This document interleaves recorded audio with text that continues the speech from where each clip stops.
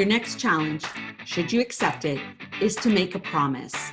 A promise to yourself and your participants, your audience, team, clients, whoever you work with, online with a learning event, a workshop, training, or a meeting, that you're going to look a little bit closer to add another layer onto your presentation or training materials, whether that's adding visuals or an interactive activity or something, a takeaway resource, whatever you want to start with the different learning types. My challenge to you is to add something more to your materials and tools so that you're reaching one of the people that currently might not be lighting up through the experience, that you make a promise to just take your materials up a notch.